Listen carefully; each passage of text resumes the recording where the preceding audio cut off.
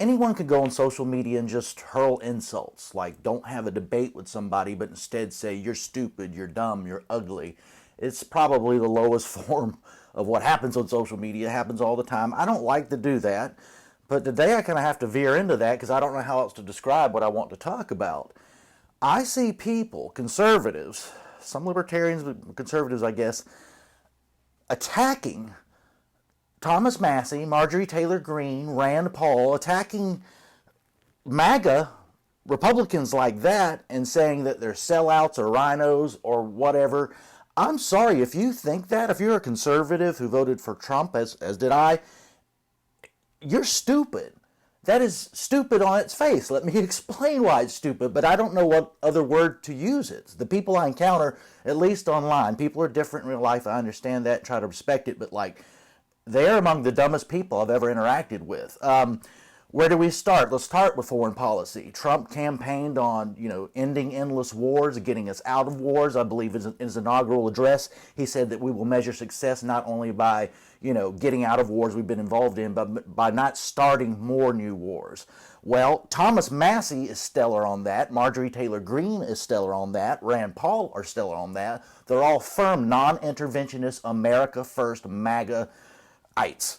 They are all that. Every vote they cast, everything they say is all anti-war. They don't want America involved in what's going on in Israel or Ukraine. They certainly don't want regime change in Venezuela. What does this president want? He's teasing regime change, another regime change war like the Iraq war in Venezuela. That's not what he campaigned on. That's not what he said MAGA was.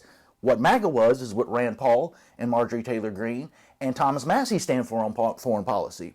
What is Trump doing? Teasing another regime change war, hugging on Lindsey Graham, who also wants that regime change war, as do so many neocon Bush-Cheney Republicans who can't wait to go back to that era and be warmongers again, and Trump is kind of giving them what they want right now. So if you're a Trump voter who voted for MAGA, and here we are almost a year into his term, and you're saying that Rand Paul or Thomas Massie or MTG sold out, and you can't see the disconnect there, that's stupid. It's a total disconnect. Let's go on to another issue where they're a little more in line, border security. Marjorie Taylor Greene, Rand Paul, Thomas Massie are all for border security, and Trump's delivered on that for conservatives. We could talk about what that looks like, but for our purposes today, we can agree on that. Jeffrey Epstein,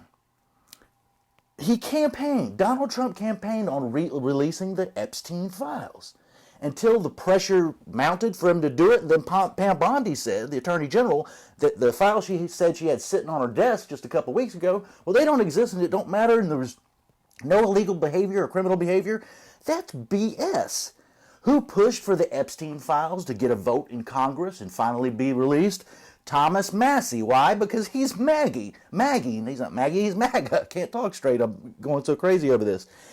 He pushed for them to be released. The House and Senate voted for them to be released. And the president, who had to reverse course, has now signed it. And we're hopefully going to see something inside of 30 days. We'll see if that happens. But unquestionably, and Rand Paul sponsored in the Senate the sister legislation that allowed the Epstein files to get a vote and hopefully released inside of 30 days.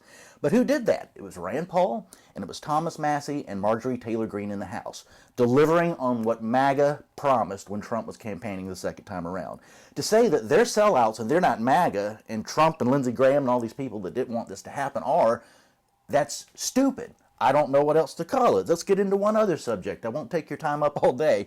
Doge. I'm hearing that parts of it are going away and this, that, and the other. What I know on its face is when the Trump second term began, there was Elon Musk. They were talking about big cuts, Department of Education. That was a win for Trump. Good on that. But by and large, we aren't seeing a lot of massive cuts in the way that was talked about early on. If you want to talk about true fiscal conservatives in the way MAGA originally meant it, you don't get more fiscally conservative than Rand Paul, certainly Ron Paul, Thomas Massie, and Marjorie Taylor Greene. They are MAGA in that respect. Who is not? Lindsey Graham, who's never seen a big budget, especially a Pentagon budget he doesn't like. And Donald Trump's kind of dropped the ball on this too. That's not MAGA. So I don't know what else to call these people I encounter online who say, hey, Massie, you suck. You're against Trump. Well, he's against what he's doing right now because the president himself is against so much of what he campaigned on. He's betrayed the voters, the MAGA voters, in so many ways. But the people holding the torch for MAGA still unquestionably, it's not even debatable, are people like Rand Paul, Thomas Massie, and Marjorie Taylor Greene. And if you can't see that, I'm sorry, you're just plain stupid.